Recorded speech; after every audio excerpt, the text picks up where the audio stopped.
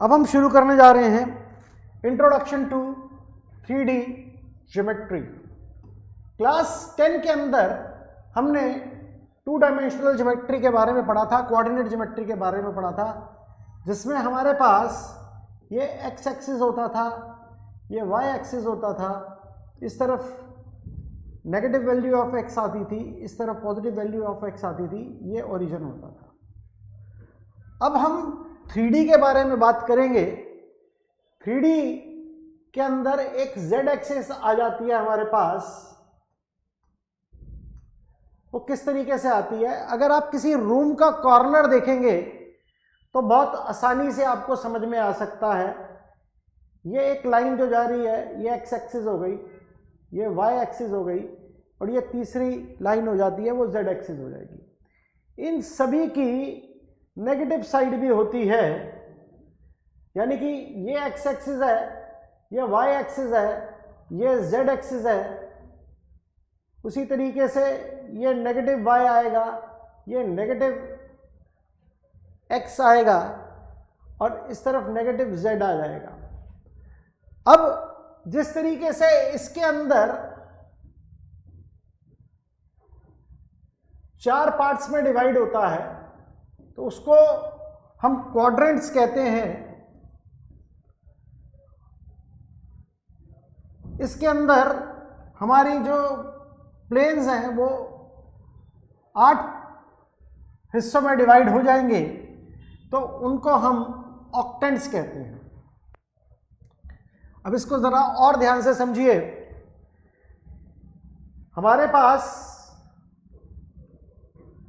X axis दे रखी है, Y axis दे रखी है, और एक जेड एक्सिस आ गई। ये जो हमारे पास है,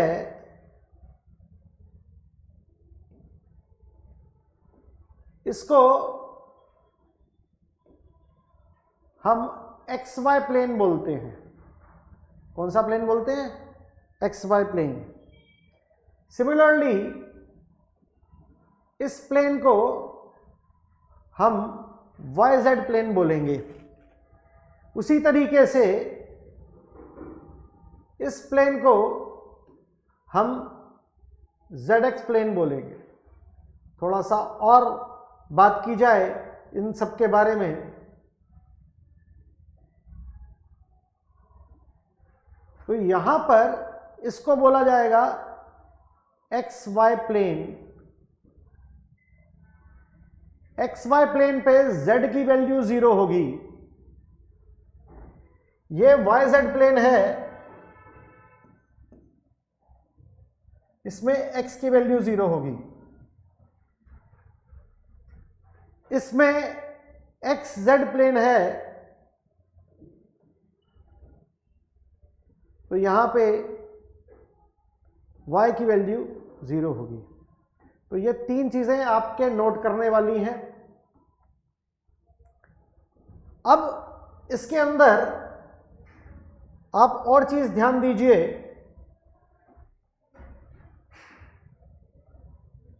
ये 8 हिस्सों में डिवाइडेड है। उसके अलावा ये एक्स एक्सिस है। एक्स एक्सिस पे जो कोऑर्डिनेट्स बनेंगे वो बनेंगे x 0 0। वाई एक्सिस पे जो कोऑर्डिनेट बनेंगे वो बनेंगे 0 y 0, और जो z एक्सिस पे कोऑर्डिनेट बनेंगे वो बनेंगे 0 0 z। होप ये सभी को समझ में आ गया होगा। अब हम इस पे अगर इसकी पहली एक्सरसाइज के कुछ क्वेश्चंस देखें या एक चार्ट बनाकर चलें पहले ऑक्टेंट्स का, तो यहां पर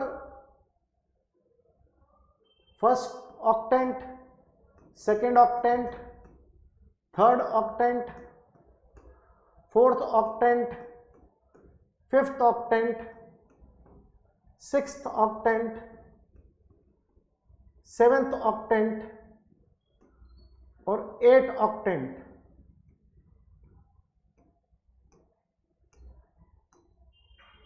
दे रखा है। अब इन सब में एक्स वाई जेड की वैल्यूज को किस तरीके से पॉजिटिव नेगेटिव दिखाना है, जरा ध्यान से समझिए। पहले ऑक्टेंट के अंदर सभी पॉजिटिव रहेंगे, दूसरे ऑक्टेंट के अंदर x नेगेटिव रहेगा, y पॉजिटिव रहेगा, z पॉजिटिव रहेगा। थर्ड ऑक्टेंट के अंदर x नेगेटिव रहेगा, y नेगेटिव रहेगा, z पॉजिटिव रहेगा। फोर्थ ऑक्टेंट के अंदर x पॉजिटिव रहेगा, y नेगेटिव रहेगा, z पॉजिटिव रहेगा। अब फिफ्थ के अंदर ये positive, x positive, y positive, z negative. Six quadrant के अंदर x negative, y positive, z negative. Seventh octant के अंदर सभी नेगेटिव एंड फोर्थ ऑक्टेंट के अंदर x positive, y negative, z negative. यह बच्चों कोई रटा नहीं हुआ, यह समझा हुआ है और समझ के चीज को बड़ी आसानी से आप डील कर सकते हैं। आपको क्वाड्रेंट की सभी नॉलेज होगी। क्वाड्रेंट के अंदर पहले क्वाड्रेंट के अंदर सभी पॉजिटिव होते हैं, दूसरे में x नेगेटिव होता है, y पॉजिटिव होता है, तीसरे में दोनों नेगेटिव होते हैं, चौथे में x पॉजिटिव होता है, y नेगेटिव होता है। ये फर्स्ट की स्टोरी, ये सेकंड की स्टोरी, ये थर्ड की स्टोरी, ये फोर्थ की कंडीशन, ये सब चलता रहा। अगर आप ध्यान दें, यहां पर हमारा सिस्टम उसी पैटर्न पे चल रहा है।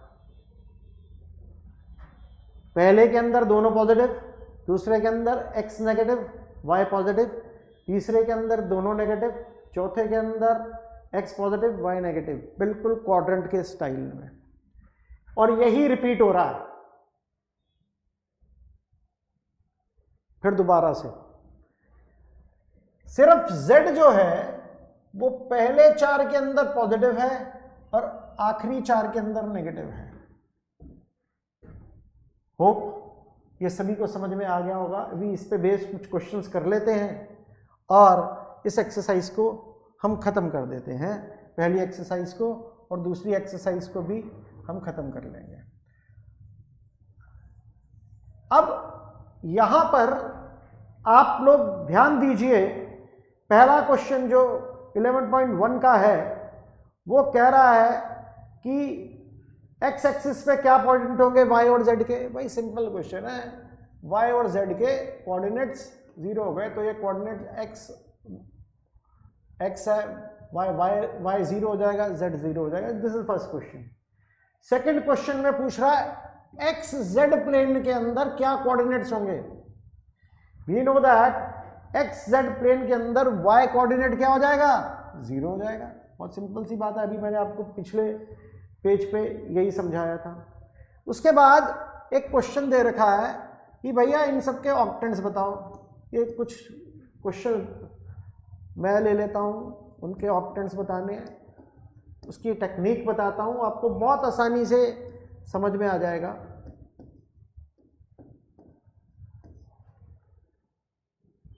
चार क्वेश्चन ले लेते हैं। मैं स्टूडेंट्स को बोलता हूं कि आप सबसे पहले z को देखो, z पॉजिटिव है या z नेगेटिव है। अगर z पॉजिटिव है तो पहले चार में से है, अगर z नेगेटिव है तो अगले चार में से है। तो यहां पर आपके पास z क्या था, पॉजिटिव था। जब z पॉजिटिव था तो आप क्वाड्रेंट में चले जाओ, ये दोनों पॉजिटिव हैं तो ये फर्स्ट क्वाड्रेंट, फर्स्ट ऑक्टेंट में बिलोंग कर रहा है। z पॉजिटिव है तो प्लस माइनस की सिचुएशन कहां आती है, x प्लस y नेगेटिव। यहां पे देखिए प्लस प्लस है यहाँ पे माइनस प्लस है, यहाँ पे दोनों माइनस हैं, यहाँ पे प्लस माइनस है। तो प्लस माइनस की सिचुएशन कहाँ पर आती है? फोर्थ क्वाड्रेंट में। तो z पॉजिटिव है तो भाई ये फोर्थ ऑक्टेंट हो गया।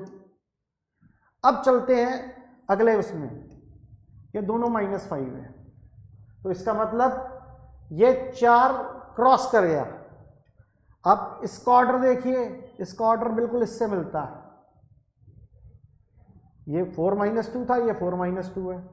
तो आप याद रख लीजिए एक सिंपल सी टेक्निक, जब भी z नेगेटिव हो तो क्वाड्रेंट वाले में 4 ऐड कर देना। यहां से क्वाड्रेंट क्या आ रहा था? फोर्थ क्वाड्रेंट, पॉजिटिव नेगेटिव का फोर्थ क्वाड्रेंट होता है, तो फोर्थ आ रहा था, माइनस z होने की वजह से +4 कर देंगे। 4 + 4 8, ये 8th ऑक्टेंट में पहुंच गया। आप चेक, क्रॉस चेक भी कर लीजिए। आपको z का वैल्यू देखना पॉजिटिव है या नेगेटिव है, उसके बेसिस पे आपने डिसाइड कर लेना है। इसके बाद हम आगे बात करते हैं, जिस तरीके से हमने डिस्टेंस फॉर्मूला 2D में किया था उसी तरीके से यहां पर हम फॉर्मूला करेंगे। डिस्टेंस फॉर्मूला हमारे पास क्या हो जाता है? x2 - x1 का whole square plus y2 - y1 का होल स्क्वायर। कुछ गलत आ रहा है यहां से। डिस्टेंस फॉर्मूला x2 - x1 का होल स्क्वायर y2 - y1 का whole square last z2 - z1 का होल स्क्वायर। इसमें क्वेश्चंस के अंदर डिस्टेंस फॉर्मूला लगाना है। डिस्टेंस फॉर्मूला में आप डिस्टेंस फॉर्मूला आसानी से लगा दोगे। आपको प्रूव करना है कोलिनियर है तो आप ABC निकाल लीजिए। जब भी आपको कोलिनियर प्रूफ करना है तो क्या करेंगे? आप एक को A मान लो पॉइंट को, एक को B मान लो, एक को C मान लो। आप AB निकाल दीजिए, BC निकाल दीजिए और CA निकाल दीजिए। Sum of 2 is equal to third, sum of 2 is equal to third, वो क्या हो जाएगा? कोलिनियर। उससे अगला आ जाता है आइसोसेलेस। आइसोसेलेस के लिए any 2 sides are equal, AB BC CA में से 2 इक्वल है। राइट एंगल की कंडीशन पाइथागोरस से प्रूव होगी, पैरेललोग्राम की कंडीशन ऑपोजिट साइड से प्रूव होगी। इस एक्सरसाइज के अंदर 4th और 5th क्वेश्चन हैं जो कुछ दम रखते हैं करने वाला। मैं 5th क्वेश्चन आपको समझा देता हूं, फिर हम सेंट्रॉइड का फॉर्मूला करके इस चैप्टर को खत्म करते हैं। ये चैप्टर आसान है, इसको आप ये इस वीडियो को देखिए और इस चैप्टर को खत्म कर दीजिए। यहां पे 5th क्वेश्चन कह रहा है कि भाई हमें एक P पॉइंट दे रखा है, कोई भी पॉइंट मानना हो तो उसे x y z मान लिया जाएगा। हमारे पास 2 पॉइंट है A B। A पॉइंट है 4 0 0 और B पॉइंट है -4 0 0 और हमें गिवन कंडीशन है कि PA plus PB is equal to 10, PA plus PB is equal to 10। अब इसको करने के लिए हम क्या करेंगे? x - 4 होल स्क्वायर हमें निकालना है PA, फिर PB इज इक्वल टू 10। तो भाई x - 4 equal to 0, y - 0 whole square, z - 0 whole square, x + 4 whole square, y square, z square equal to 10। अब जरा यहां पर एक चीज ध्यान दीजिए, ये चीज बताई नहीं जाती 10th क्लास में क्योंकि वो टॉपिक डिलीट हो गया 10th क्लास से। अगर कभी भी √a + √b equal to x आ जाए तो उसको सॉल्व करने का तरीका है, हम दोनों रूट को एक तरफ नहीं ले सकते, हम ऐसे करके चलेंगे। √a एक तरफ, फिर then x - √b then squaring both sides.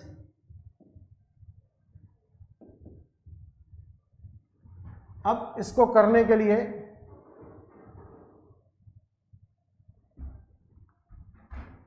हम क्या करेंगे, x minus 4 whole square Y square Z square is equal to 10 minus x plus 4 whole square Y square Z square. Squaring both sides,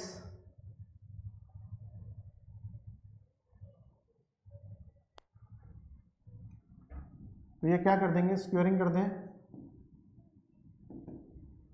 this is X square plus 16 minus 8x plus Y square plus Z square. ये कितना हो जाएगा, 100 plus x plus 4 whole square plus Y square plus Z square minus 20 x plus 4 whole square Y square Z square. अब यहाँ पे चलेगा हमारा cancellation वाला प्रोसेस. कैंसलेशन प्रोसेस में X square is cancel with, यहाँ से अभी नहीं होगा.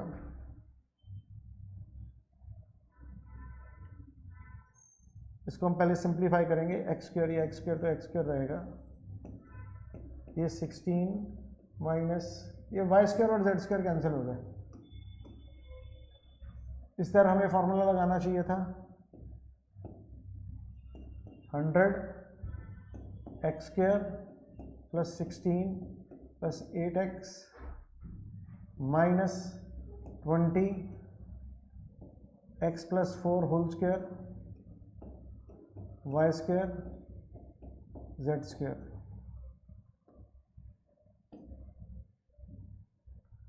एक्स स्क्वायर और एक्स स्क्वायर कैंसिल, 16 से 16 कैंसिल. ये आ जाएगा minus 16x minus 100 is equal to minus 20 x plus 4 whole square Y square Z square. Minus 4 take common, 4x plus 25 minus 20 x plus 4 whole square Y square Z square. इसको cancel कर देंगे. 4x plus 25 equal to 5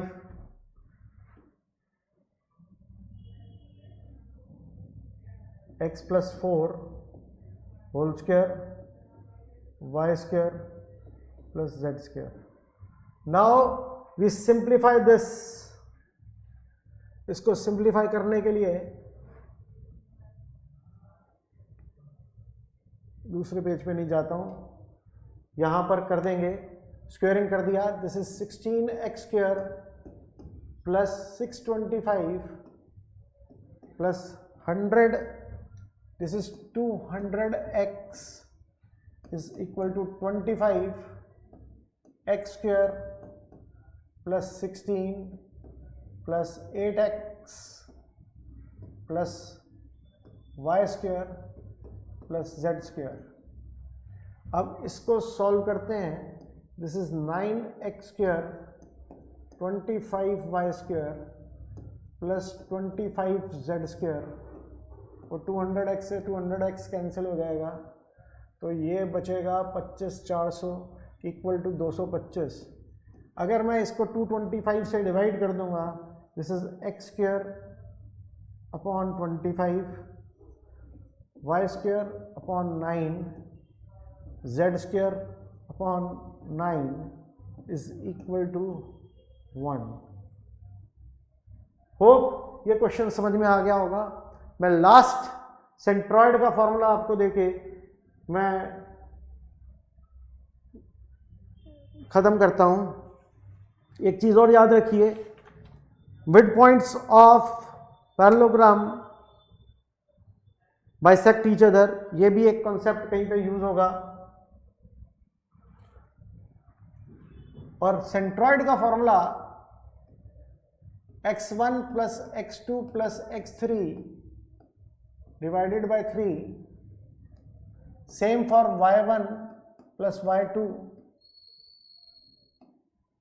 plus y3 by 3, and last one is z1 plus z2 plus z3 by 3। ये centroid का formula है। इससे ज़्यादा class 11th में अब नहीं आता, पहले ये टॉपिक बहुत डिटेल्ड था। होप ये सभी को समझ में आ गया होगा।